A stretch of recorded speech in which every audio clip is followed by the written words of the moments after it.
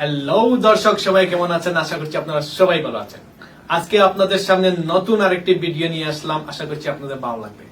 আপনারা অনেকেই আমার কাছ থেকে জানতে চেয়েছেন যে বাফেলোতে বাড়িঘরের দাম কেমন, যে বাড়িঘর কোন এরিয়াতে ভালো বাড়ি পাওয়া যায়, কোন এরিয়াতে বাড়ি কিনলে বেশি কম দামে মিলবে, কোন এরিয়াতে দাম বেশি, বিভিন্ন প্রশ্ন আপনাদের আছে। তো আপনাদের সব প্রশ্নের উত্তর দেওয়ার চেষ্টা করব আজকের এই ভিডিওতে। তো দর্শক, আমাদের সাথেই থাকুন।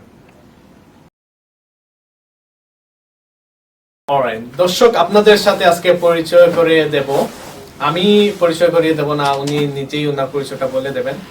তো আঙ্কেল, আমাদের দর্শকের উদ্দেশ্যে যে আপনার পরিচয়টা একটু দিতেন। আমার পরিচয়, আমার নাম মোহাম্মদ শহীদুল্লাহ অ্যাডভোকেট। আমি বর্তমানে রিয়েল এস্টেট প্রফেশনের সাথে জড়িত আছি এবং আমার office address 70 Niagara street, Buffalo, new York 14202। তো দর্শক, আপনি এই পেশার সাথে কতদিন থেকে জড়িত আছেন?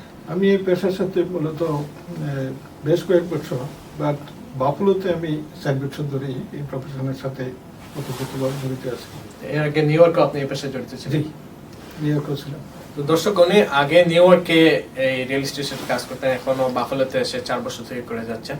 তো আপনারা যারা অনেকেই অনেক প্রশ্ন করেছেন বাফেলো সম্পর্কে, যারা বাড়িঘর কিনতে চান, বাফেলোতে কোন এরিয়া বাড়ি সস্তা, কোন এরিয়াতে বাড়ি গিরাপ, বা অনেক প্রশ্ন আছে, সব প্রশ্নের উত্তর আমি আঙ্কেলের কাছ থেকে নেওয়ার চেষ্টা করব। তো আঙ্কেল, আমাদের প্রথম প্রশ্ন হচ্ছে যে আমাদের অনেক দর্শকরা প্রথম যে প্রশ্ন করেন যে কোন এরিয়াতে ভালো বাড়ি পাওয়া যায়, বা কোন এরিয়াতে বাড়ির দাম সস্তা, কোন এরিয়াতে বাড়ির দাম কিরকম। তো একটু যদি আমাদের দর্শকের উদ্দেশ্যে বলেন আপনি বিস্তারিত। বাফলোতে অ্যাকচুয়ালি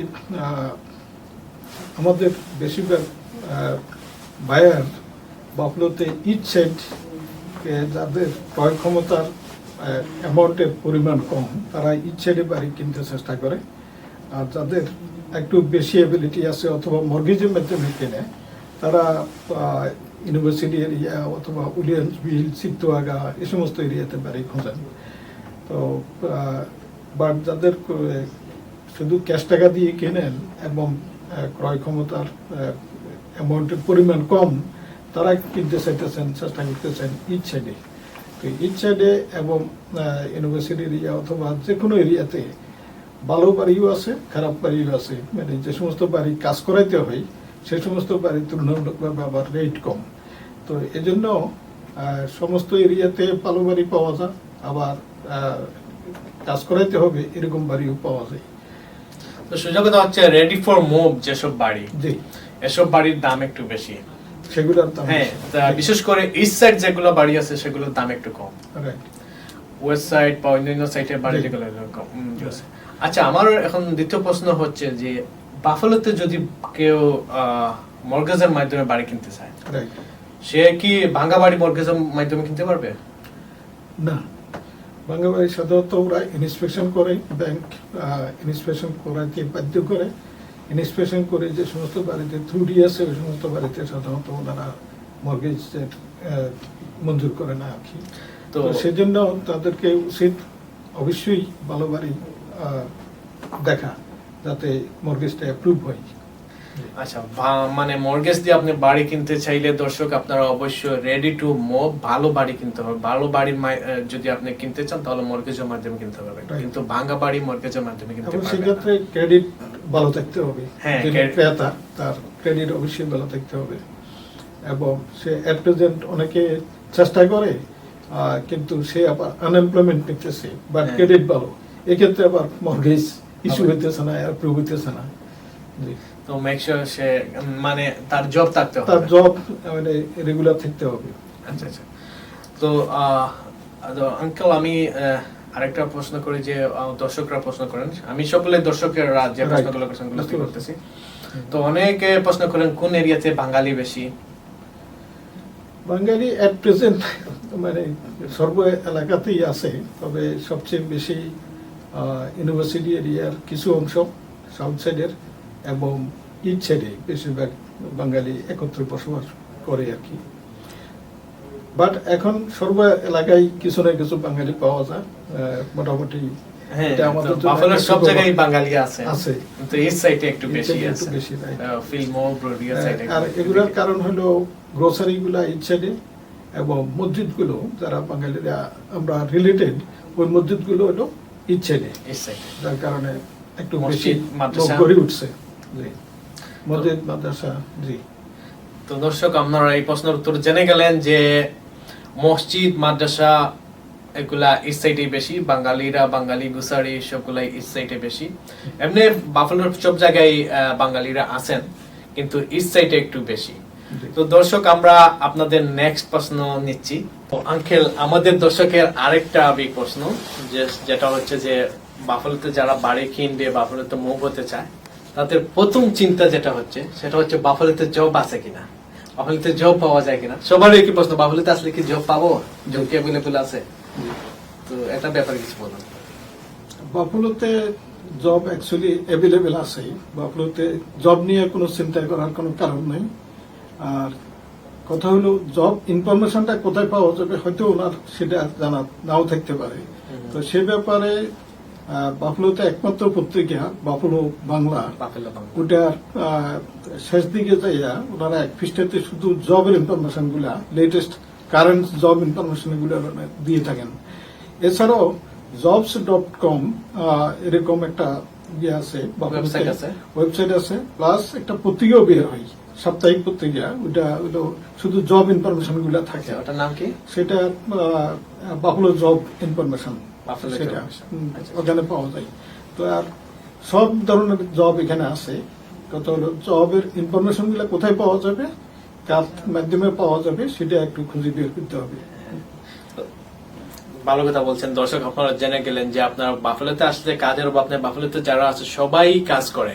জি। আর জবের কখনো সমস্যা হচ্ছে, আপনি নতুন আসছেন, কোথায় গিয়ে খুঁজবেন, সে ব্যাপারে আপনি বাফেলো বাংলা পত্রিকায় আপনি খুঁজতে পারেন। তাছাড়া আরো ওয়েবসাইট আছে, ওয়েবসাইট গুলাতে আপনি খোঁজ করলে পেয়ে যাবেন।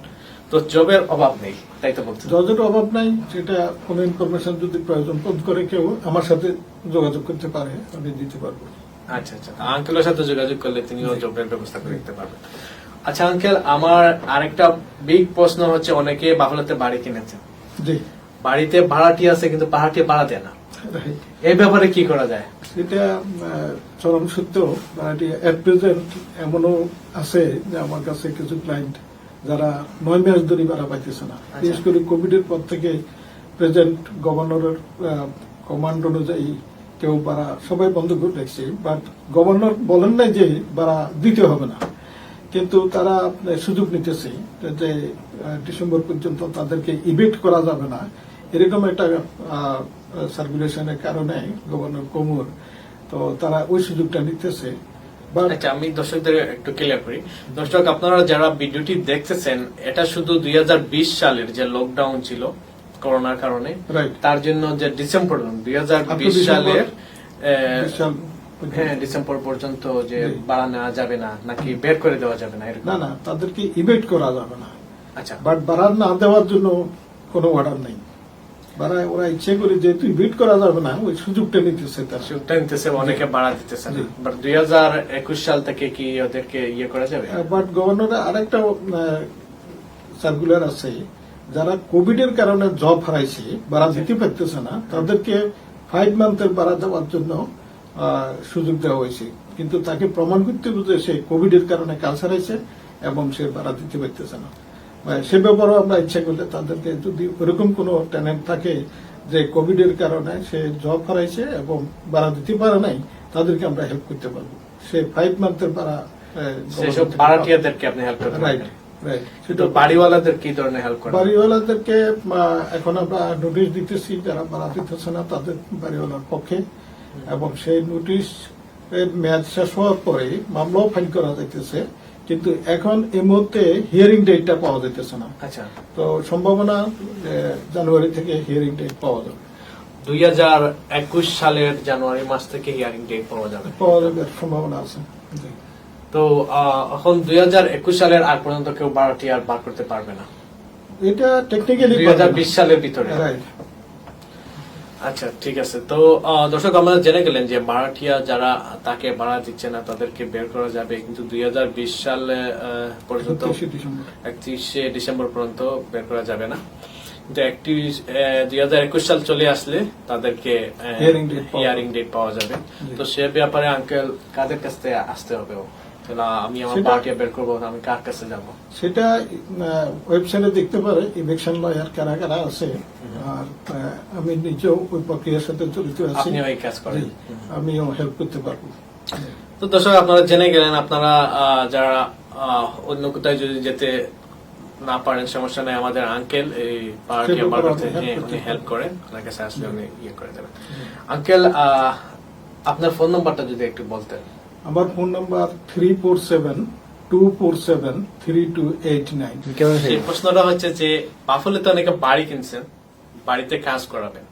তো বাড়িতে কাজ করাতে গিয়ে দেখা যাচ্ছে যে বাড়ির যে যাকে ধরেন বাঙালিদেরকে কাজ দেওয়া হলো, সে টাকা নিল কিন্তু কাজ করলো না, বা অনেকে কাজ কিছু করে কিছু করে না। যেসব যারা মিস্ত্রি আছে এদের ব্যাপারে কি কোনো অ্যাকশন নেওয়া যায়? অ্যাকশন অবশ্যই নেওয়া যাবে যদি সে লাইসেন্সড না হয়ে থাকে। সে যদি কাজ কন্ট্রাক্ট করে, তো সেক্ষেত্রে দেখা যাচ্ছে তারা অনেক সময় মুখে মুখে সব কন্ট্রাক্ট, মুখে মুখে কন্ট্রাক্ট। ক্ষেত্রে কিন্তু যিনি কাজটা দিবেন, বিশেষ করে ল্যান্ডলর্ড, তাকে অবশ্যই উচিত যে তার ফ্যাড আছে কিনা, ফ্যাডের মাধ্যমে কন্ট্রাক্ট করা। তখনই সাথে সাথে বোঝা যাবে সে আদৌ লাইসেন্সড অর লাইসেন্সড না। তো সেক্ষেত্রে আমার উচিত যে লিখিতভাবে তারা কন্ট্রাক্ট করা, এবং প্রাথমিক কত টাকা কাজটার জন্য চুক্তি হলো, এবং সেই কাজটা কতদিনের ভিতরে ডান করবে। যদি ইনকেস না করে, আর পেমেন্টটা অবশ্যই ক্যাশ না দিয়ে চেকের মাধ্যমে দেওয়া, তাহলে স্মল ক্লেম কোর্টের মাধ্যমে যদি কাজ ডান না করে অথবা ইনকমপ্লিট রাখি পালাই যা, সেক্ষেত্রে আমরা অ্যাকশন নিতে পারি লিগেল। আচ্ছা দর্শক, আপনারা জেনে গেলেন, এটা অনেকে এই ব্যাপারে কষ্ট পাচ্ছেন যে অনেকে বাড়ি কিনছেন কিন্তু বাড়ি আপনি কাজ করাইতে পারতেছেন না। তো বাড়ি যখন আপনি কাজ করাইতে পারতেছেন না, তখন বা আপনি মিস্ত্রিকে দিচ্ছেন, একজন মিস্ত্রিকে আপনার কাজ দিচ্ছেন কিন্তু সে পুরোপুরি কাজ করলো না, বা কাজ টাকা নিচ্ছে কাজ করে নাই। তো এ ব্যাপারে আমরা যেটা ভুল করি, আঙ্কেল যেটা বললেন, এটা খুব গুরুত্বপূর্ণ কথা। সেটা হচ্ছে যে আমরা মুখে মুখে কন্ট্যাক্ট দিয়ে দিই যে ওই কাজ পেন্ট, আমার ঘর ধরুন পেন্ট করাবে, আমার ঘরটা পেন্ট করাবে, কত দেবে? 2000 টাকা দেবেন। তো ওইটা মুখে মুখে হয়ে যায়। তো পরে দেখা যাচ্ছে পেন্ট করলো না, বা একটু করলো না, পুরো যেভাবে করার কথা ছিল সেভাবে করলো না। তো আপনি কোনো টাকা দিয়ে দিচ্ছেন কিন্তু অ্যাকশন নিতে পারতেছেন না। তো সে ব্যাপারে এর আগে কন্ট্যাক্ট করে নেন কাগজপত্র, না লিখিতভাবে কন্ট্যাক্ট করে নিলে তখন আপনার আর এই সমস্যা পড়বে না। এটা আসলে আপনারা যারা নতুন বাফলোতে আসছেন, আপনারা এটা এই আঙ্কেল যেটা বলছেন এটা সবচেয়ে বেস্ট ওয়ে। এই বেস্ট ওয়েতে আপনারা কাজ করলে আশা করি আপনারা ঠকবেন না। তো যাই হোক আঙ্কেল, আমার বড় প্রশ্ন হচ্ছে যে বাফলোতে তো নতুন যারা আসছে, এখন তো যে করোনার সময়, এখন অনেকে আছে চাকরি পাচ্ছে না, বাট এখানে এসে কি ফুড স্ট্যাম্প, ডাক্তারের এই কি বলে মেডিকেল, এগুলা পাওয়ার জন্য কোথায় যাবে, কি করবে, এগুলো ব্যাপারে একটু বলবেন। ফুড স্ট্যাম্প এখানে যে ফুড স্ট্যাম্পের অফিস বাফলো সিটি হল থেকে খুবই কাছে, 2 ব্লকের মধ্যে। যারা যোগ্য ফুড স্ট্যাম্প পাওয়ার, তারা ওই সংশ্লিষ্ট অফিসে যোগাযোগ করলে তারা ফুড স্ট্যাম্প অবশ্যই পাবে। আর মেডিকেলের ব্যাপারে আমাদের পার্সোনেটলি আমাদের বাঙালি বেশ কয়েকজন লোক কাজ করেন। ওটার সুপারভাইজার হলেন ফজল করিম। তো ওনার সাথে যোগাযোগ করলে যে মেডিকেলের যে প্রবলেম, সেই প্রবলেম ওনারা সলভ করতে পারেন। আচ্ছা ঠিক আছে। তো দর্শক, আপনারা জেনে গেলেন যে বাফলোতে আসলে আপনারা ফুড স্ট্যাম্প পাচ্ছেন, ফুড স্ট্যাম্পের ব্যবস্থা আছে, তারপর মেডিকেলের ব্যবস্থা আছে, আপনারা শুধু অফিসে গিয়ে ওগুলা করতে হবে। তো এরপরও প্রশ্ন আঙ্কেল, আপনি তো অনেকদিন ধরে এই পেশায় নিয়োজিত আছেন এই রিয়েল এস্টেটের সাথে। তো রিয়েল এস্টেটে যদি আপনার রিয়েল এস্টেটের কাছে সরাসরি চলে আসে কেউ, তখন কি সুবিধা আছে আবার কি অসুবিধা আছে? আবার যে আপনাদের কাছে না আসে, আপনার যেরকম মানুষ বাইরে থেকে কিনতেছে, সাধারণ মানুষের কাছ থেকে কিনতেছে, সে ব্যাপারে মানে ওনাদের কি ট্রাভেল করতে হবে, নাকি ডাইরেক্ট রিয়েল এস্টেটের কাছে আসতে ভালো হয়? কোনটা মানে ভালো, কোনটা? বাড়ি কেনার ক্ষেত্রে কাদের কাছে গেলে মানে সঠিক বাড়িটা কেনা যাবে? আমি অলওয়েজ সাজেস্ট করি অভিজ্ঞ রিয়েল এস্টেট এজেন্টের কাছে যাওয়া। তাতে একজন রিয়েল এস্টেট এজেন্ট বাড়ি যদি লিস্টিং নেয়, সেক্ষেত্রে ওনারা অনেক কিছু দেখে, ব্যাকগ্রাউন্ড চেক করি, তারপর বাড়িটা লিস্টিং নেয়, বাড়িটা রেডি কিনা, এবং সঠিক ইনফরমেশন গুলো আমাদের রিয়েল এস্টেট ওয়েবসাইটে আমাদেরকে পাবলিকের কাছে ঘোষণা দিতে হয় আগে থেকে। তো রিয়েল এস্টেটের মাধ্যমে কিনলে সবচেয়ে বেস্ট। আর যদি রিলেয়েবল বাইরের লোক থেকে থাকে, কোনো আত্মীয় স্বজন যদি হেল্প করে এবং তার নিজস্ব বাড়ি যদি সে বিক্রি করে, সেক্ষেত্রে রিয়েল এস্টেটের বাইরেও বেচা কিনা হইতেছে এবং তাতেও কোনো অসুবিধা নাই। বাট উনি যখন ক্লোজিংটা করবেন, যতই আত্মীয় হোক, ওনার ক্লোজিংটা অবশ্যই অভিজ্ঞ অ্যাটর্নির কাছে পাঠানো উচিত। তাহলে ওই অভিজ্ঞ অ্যাটর্নি যে বাইরের পক্ষে যত রকমের কিছু চেক করার দরকার, এভরিথিং, কোন মর্গেজ আছে কিনা, লিন আছে কিনা, বাড়ির এগেনস্টে সিটির কোনো ভাইলেশন আছে কিনা, কোনো টিকিট আছে কিনা, অথবা কোনো ডিপার্টমেন্ট কোনো টাকা পয়সা পাওনা আছে কিনা, ওগুলো সব খতিয়ে দেখে ওনারা বাড়িটা ক্লোজিং এর ডেট দেন। এবং ক্যাশ টাকা হ্যান্ডেলিং না করে সবসময় চেকের মাধ্যমে পেমেন্ট করার উচিত, এটাই আমি বুঝতেছি। টাকা পয়সা তো সমস্যা সবসময় থাকেই মানুষের। Right. তো অনেকে সামহাও ট্যাক্স দিতে পারে না 1 বছর বা 2 বছর। তো কয় বছর ট্যাক্স না দিলে বাড়ি সিটির অপশনে চলে যায়? এটা সিটি ট্যাক্সটা যদি পরপর 2 ইয়ার্স পেমেন্ট না ইন টাইমে না করে থাকে, তখন সিটি অকশন লিস্টে নিয়ে যায় এবং অকশনে অন্যের কাছে বিক্রি করে ফেলে। খুব সামান্য টাকার জন্য দেখা গেছে পরপর 2 ইয়ার্স পেমেন্টটা দেয়নি, যার কারণে অপশনে চলে গেছে এবং বাড়ি হারাইছেও। এক্ষেত্রে আবার আপিলের সুযোগ আছে, তবে আপিলের ক্ষেত্রে খুব কঠিন, অনেক ব্যয়বহুল এবং অনেকে আপিলেও উইন করতে পারে না। তো এই ব্যাপারে অসম্ভব সতর্ক থাকা উচিত সিটি ট্যাক্সটা। বাট কাউন্টি ট্যাক্সের জন্য ওনারা সাধারণত অপশনের লিস্টে নেন না। আর বিশেষ করে এবার সব কোভিডের কারণে অপশন হবে না, তো সেদিক থেকে কিছুটা সুবিধা আছে। বাট এর অর্থ এই নয় যে আপনি ট্যাক্স না দিয়ে বসে দেখবেন। তো দর্শক আপনারা জেনে গেলেন যে যদি 2 ইয়ার সিটি ট্যাক্স না দেন তাহলে আপনার বাড়ি অপশনে চলে যাবে।